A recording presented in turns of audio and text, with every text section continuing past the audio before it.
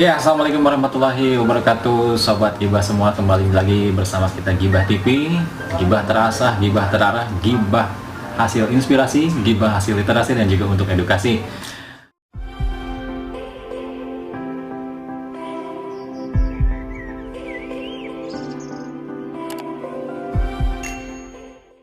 Dan di sisi Gibah kali ini saya tentunya bersama Akang Agus Jujun. Halo, assalamualaikum Kang Agus. Gimana, sehat kemudian Kang? Alhamdulillah. Ya. Nah, pasti kalian bertanya-tanya kenapa saya bersama Kang Agus di sini. Ada yang menarik nih, karena kita sekarang lagi digemparkan dengan berita di medsos dan juga di YouTube ya, sangat viral sekali. Ada kejadian ini Kang Agus, di medsos itu rame. Ada sebuah kapal perikanan yang di dalamnya ada anggota ABK dari Indonesia, dan mereka ini sama pihak perusahaan mendapatkan intimidasi dan juga diskriminasi. Jadi dikucilkan lah, dari mulai mereka selama bekerja 30 jam hanya dikasih waktu istirahat 6 jam, dan nanti link videonya ada di deskripsi, kalian bisa cek sendiri videonya. Nah, yang paling menggemparkan itu ketika mereka ada salah satu anggota dari ABK asal Indonesia yang meninggal, mereka dibuang begitu saja ke laut, Kang Agus.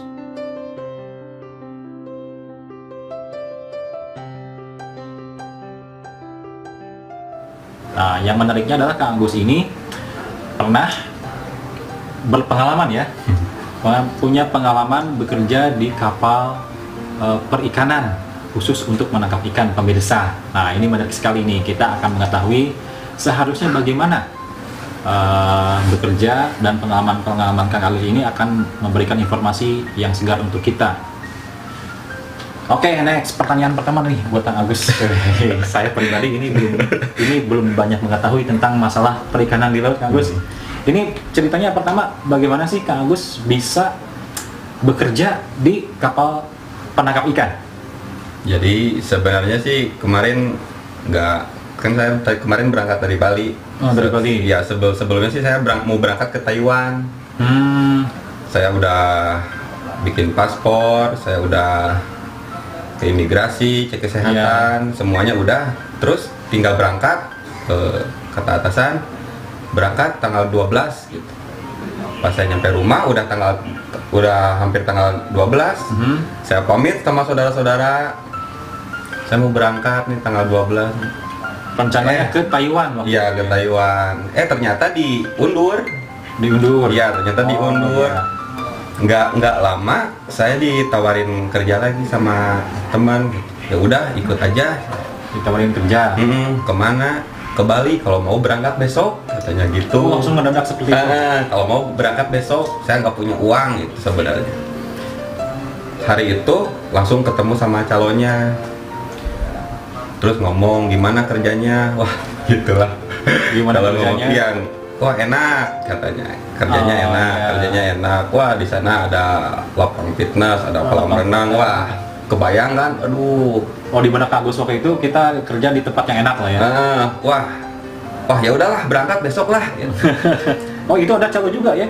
Ada, itu calo. Jadi kita nganterin dulu ke Cirebon. Jadi besok berangkat.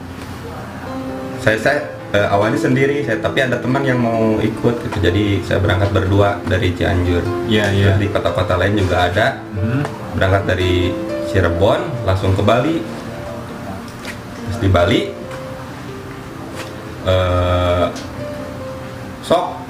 ambil baju katanya, namanya disebutin.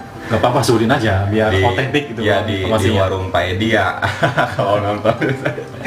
Sok ambil baju gitu. Kita ambil baju seragam mungkin ya. Ambil baju seragam, ambil baju pakaian, baju hangat gitu. 5 pasang ya, 5 pasang. Oh, gratis kali. Oh, pikirannya waktu itu gratis. Ambil barang-barang yang mau, tulis-tulis ya. Berangkat kita. Pas berangkat saya teleponan sama keluarga saya, pastilah sama ibu saya. Ya, sama ibu dari pantai sampai ke laut ini nih mau ini, oh bentar lagi kayaknya sinyalnya habis, sampai sinyalnya nggak ada gitu. Oh, itu berangkat untuk perpisahan dan doa restu ya. Oh, luar biasa. Terus kita berlayar, hari pertama kerja, nangkap ikan. Oh, jadi dari pertama ditawarin kerja itu Kang Agus tidak mengetahui bahwa kerjanya adalah menangkap ikan? Sebenarnya sih tahu gitu, tapi obrolan di darat sama di ketika di laut beda. Ya, sampai kita tidur cuman 4 jam dalam sehari paling lama.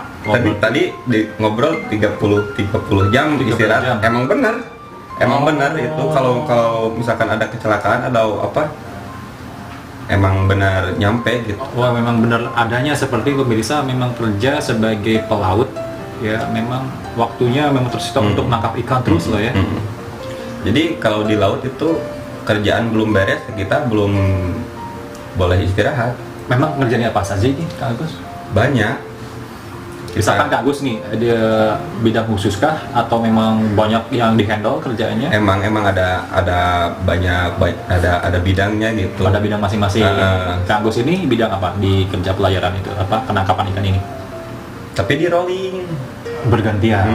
Tapi di rolling bagian ini dari sebui kan kayak antena gitu. Antena. Ya kayak antena. Di antena itu isinya tuh 7 pelampung. Satu pelampung itu isinya 7 yoka sampai 12 yoka, ada yang 7, ada yang 12 kedalamannya. Yoka itu apa sih? Saya belum. Kalau bahasa Indonesia apa, jejer gitu ya? Oh, iya. Jorang lah ya. Jorang. Ya kayak gitu. Jadi kerjanya. Otomatis kan kalau ada ikan pasti tuh apa itu bahasa. Oh, istilahnya dia ada tanda-tanda ikan itu tertangkap di situ. Jadi apa jelit tapi kudu diomekeun, harus dibenerin. Oh, harus dibenerin. Kalau misalkan ada dia itu yang apa, talinya pagujud. harus dibenerin. Oh, itu salah satu yang dikerjakan Kak Agus selama di kapal bersama itu ya. Emang keras sih kalau di laut mah, kalau kitanya nggak hati-hati, ujung-ujungnya pasti ke meninggal. Nah, yang menarik dari kasus yang kemarin itu yang lagi viral, yang ABK itu mendapat intimidasi bahwa tidak boleh meminum air mineral murni. Mereka harus minum air laut hasil penyaringan di kapal itu. Seperti itu apa tidak yang dialami Kang Agus? Kalau saya sih kemarin enggak gitu. Kalau emang persediaan air sih emang terbatas gitu. Emang kalau terus-terusan minum emang suka diomelin gitu. Oh iya. Soalnya terbatas juga kan. Tapi kalau misalkan itu kita suka pakai air hujan kalau kemarin. Oh, air hujan disuling kembali. Disuling kembali. Jadi enggak pakai air laut. Dan itu rasanya air hujan yang disuling itu sama persis seperti air mineral murni apa berbeda? Tapi kalau dibayangkan air laut mah masih. Memang kalau air laut itu rasanya seperti apa sih kalau kita langsung konsumsi? Asin. Saya juga pernah nyobain waktu mabok laut sampai seminggu. Oh, pas awal-awal pernah ngalamin mabok laut. Mabok laut pas berangkat. Sama kayak minum anggur merah apa seperti itu enggak?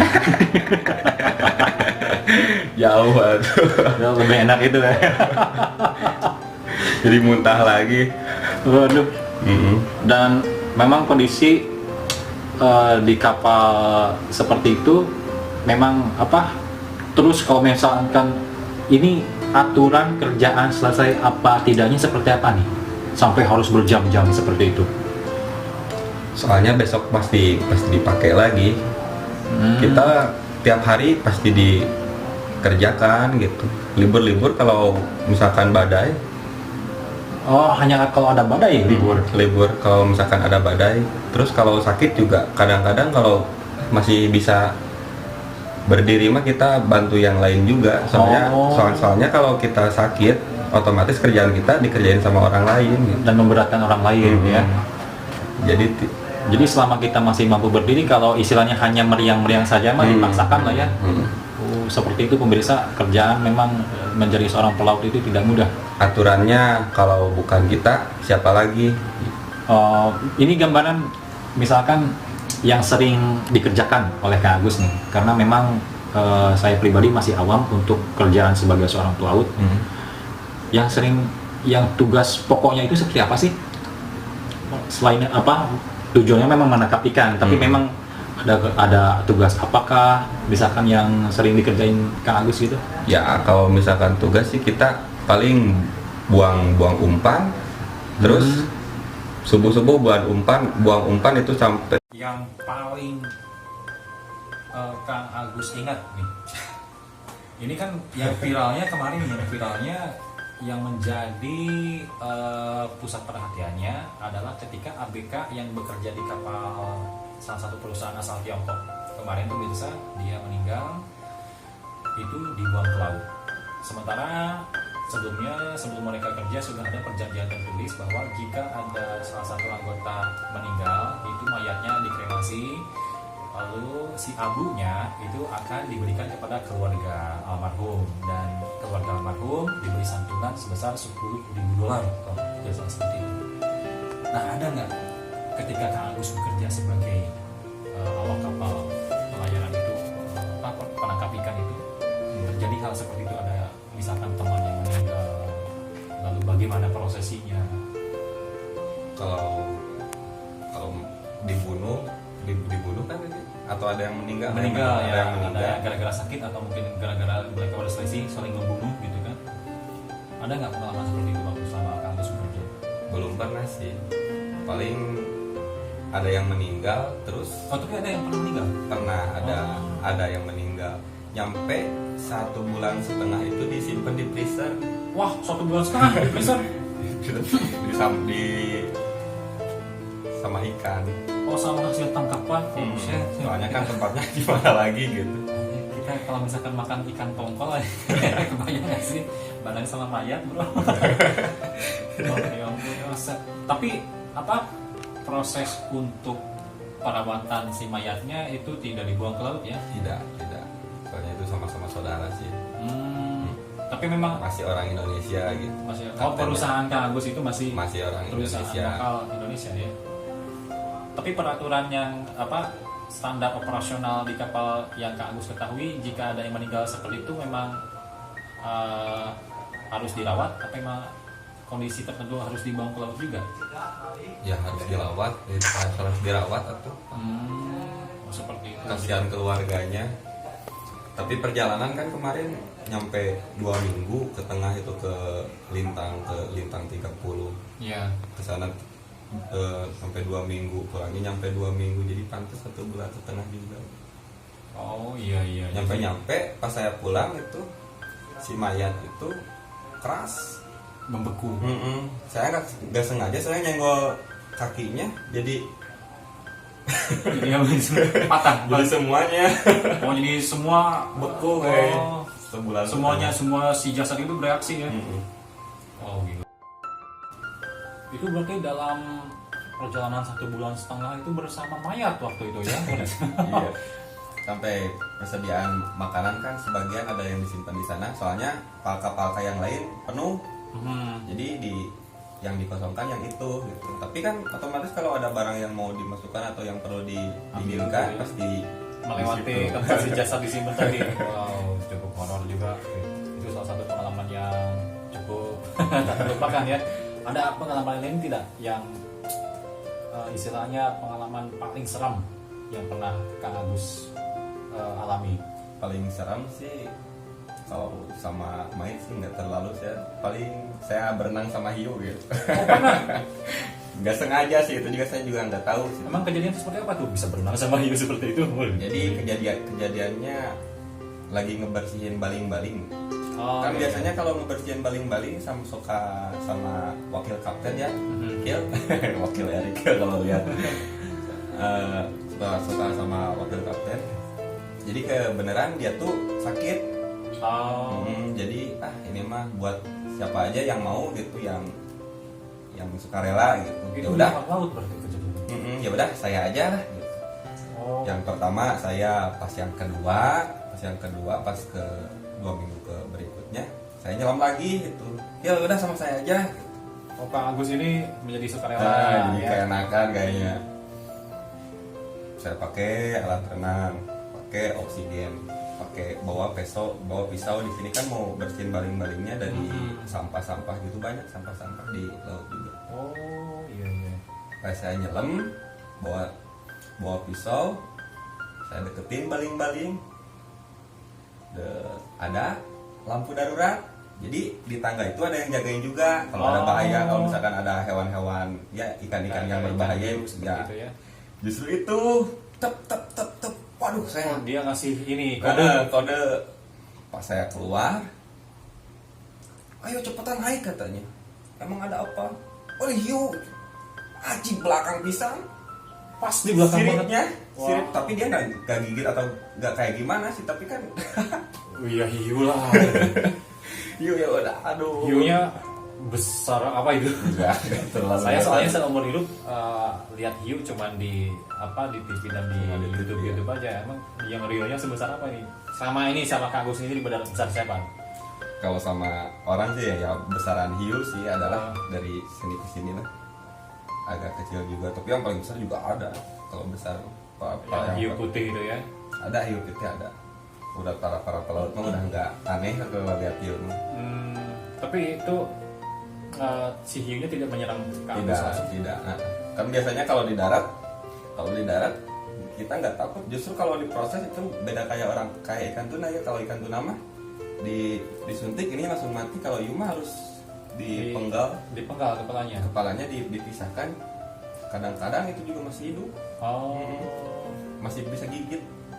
Kepalanya udah juga, soalnya paru-paru kan katanya. Saking itunya ya. Dan untuk ini kan yang kemarin yang sempat menjadi bahan perbincangan netizen ya waktu video viral itu yang ABK terintimidasi itu karena masalah gaji Agus. Jadi mereka silakan Anda nanti cek link video tersebut ada di deskripsi ya, bahwa mereka selama 1 tahun kalau nggak salah yang saya simak 1 tahun itu mereka hanya mendapatkan salary sebesar kurang lebih berapa ya, $120.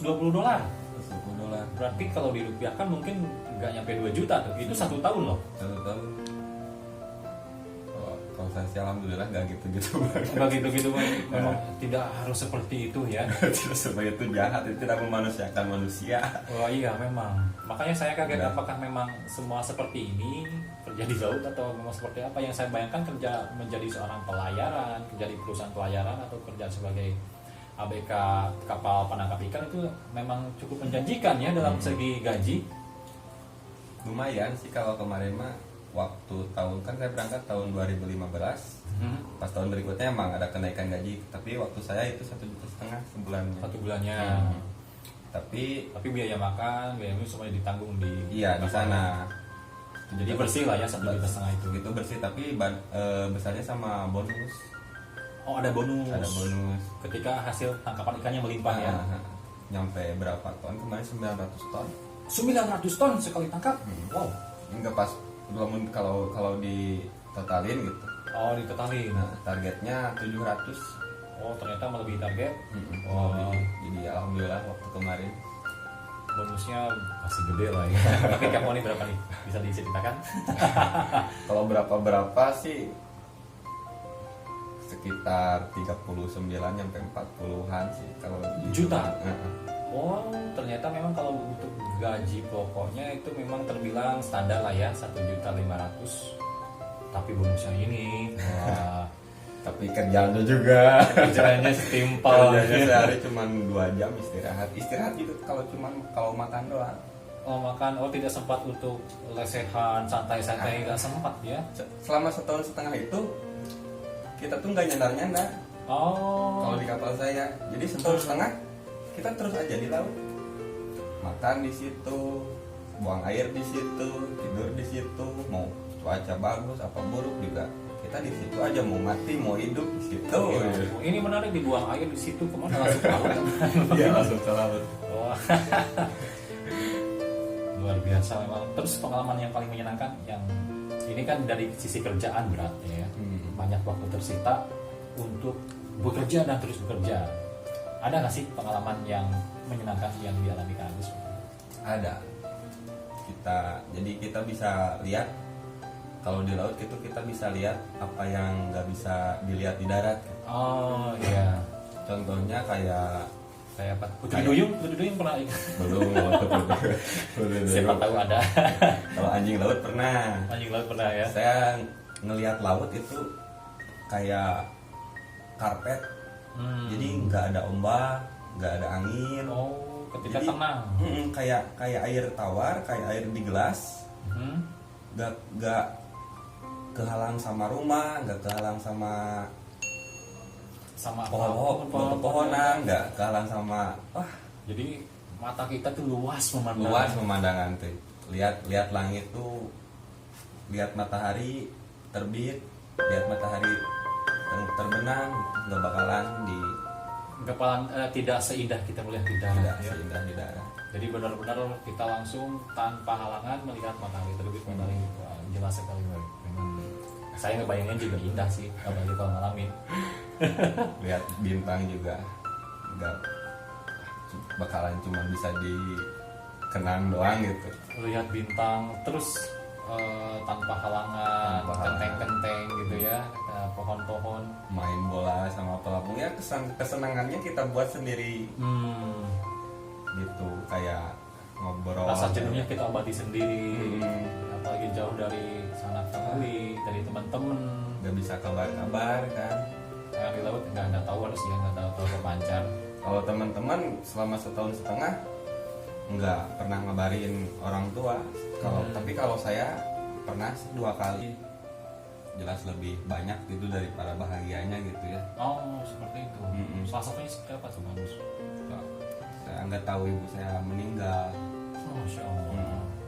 Jadi pas kita udah nyampe darat, kebetulan saya punya handphone juga ya sebelum berangkat melaut.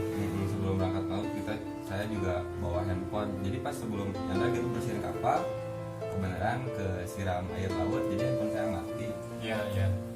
Pas saya nyandar semuanya udah beres, besok pulang, saya lihat teman saya lagi teleponan, dia nangis.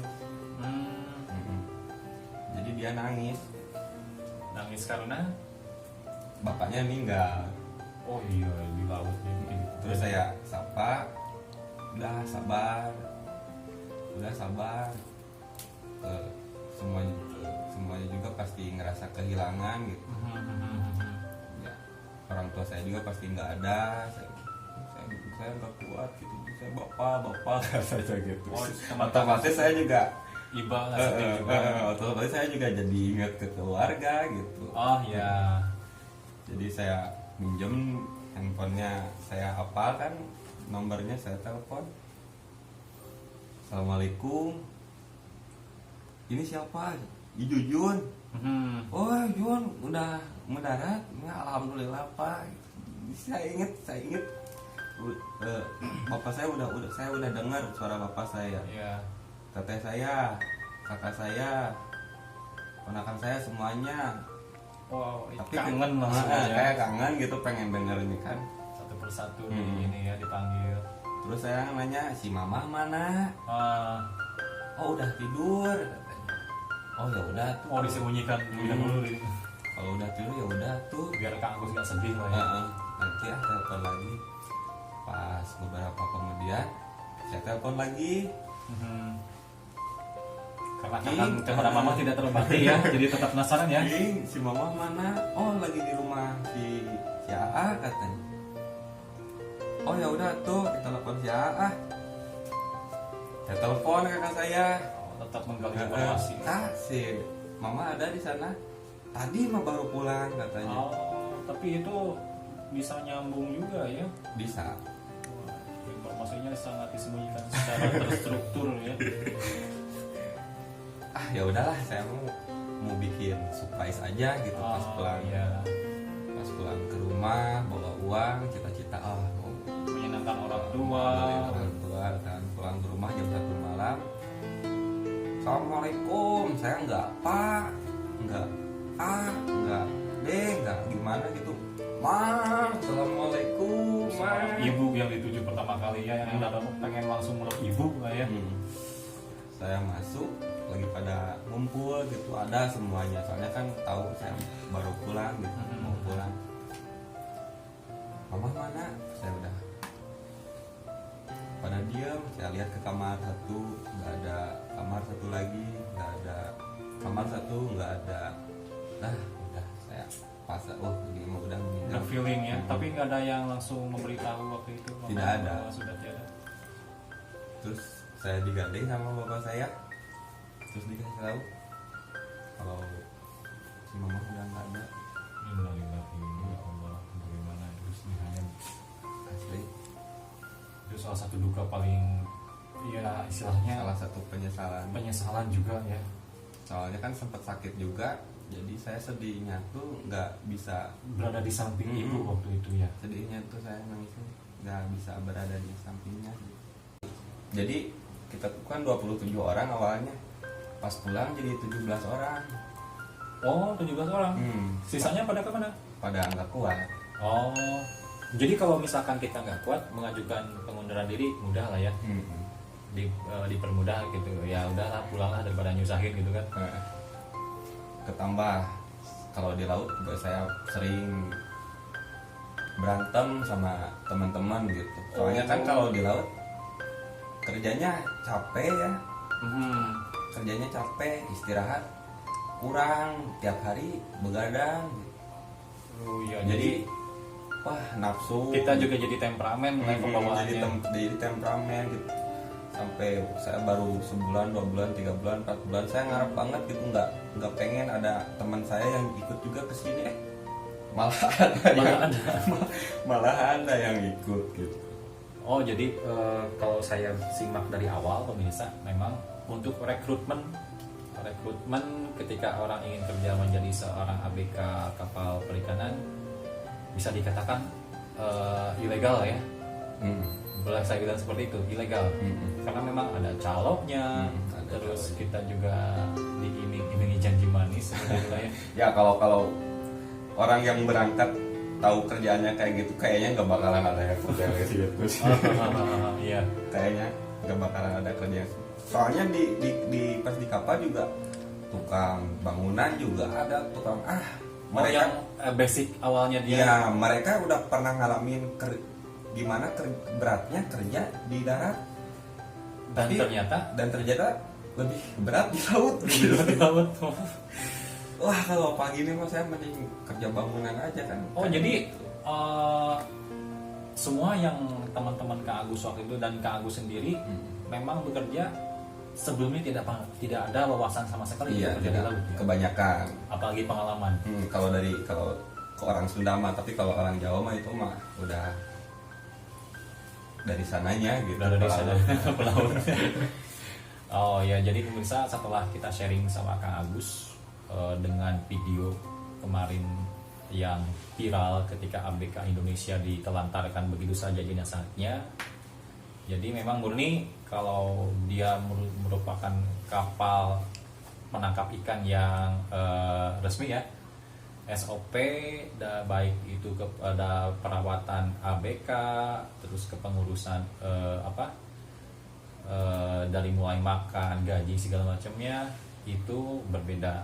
Ya berarti murni untuk yang kasus ABK Indonesia mayatnya dibuang ke laut dari salah satu perusahaan asal Tiongkok, itu memang murni pelanggaran hukum berat. Ya, jadi untuk Kak Agus sendiri melihat fenomena kemarin itu saran-sarannya seperti apa untuk barangkali nanti nih ada teman-teman dari Sobat Hibah yang ingin menjadi pelaut misalkan? Nah, caranya kalau harus siap aja gitu, siap mental. Soalnya kalau kerja di laut, kalau kita nggak hati-hati pasti berujung kematian. Oh, seperti itu ya. Saya udah berapa kali ngalamin gitu, ada yang sama gas, dia udah pingsan di bawah gitu. Terus ada pas kapal lagi jalan ada yang kejebur juga gitu. Oh, sampai dia di air itu nyampe 5 menit lebihan gitu, tapi dia nggak ngomong-ngomong.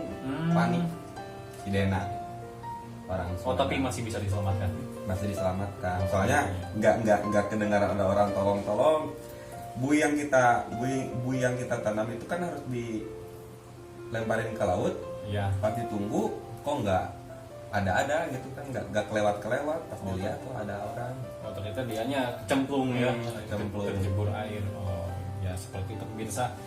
Bagi anda yang sudah melihat pengalaman Kang Agus, ya ini tidak apa ya, bisa saya bilang kalau ingin ada niatan untuk kerja sebagai seorang penangkap ikan di salah satu kapal penangkap ikan, jadi pastikan bahwa anda siap mental, lalu pastikan juga si perusahaan ikannya benar-benar jelas ya, dan juga memperhatikan segala macam keselamatan awak kapal ya, dan juga dari kesejahteraannya.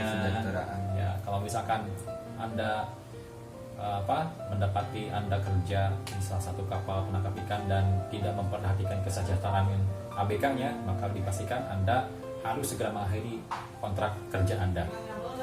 Oke, seperti itu. Terima kasih Kang Agus atas pengalamannya, berharga banget. Jadi saya juga tercerahkan dan mudah-mudahan Sobat Gibah juga tercerahkan.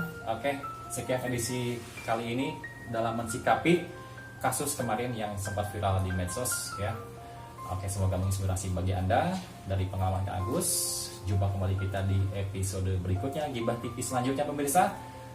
Jika dirasa bermanfaat channel kita, ya silahkan like, subscribe, dan nyalakan lonceng notifikasi. Jangan lupa beri komentar untuk Anda yang tentunya merasa terinspirasi ya. Sampai jumpa kembali. Assalamualaikum warahmatullahi wabarakatuh.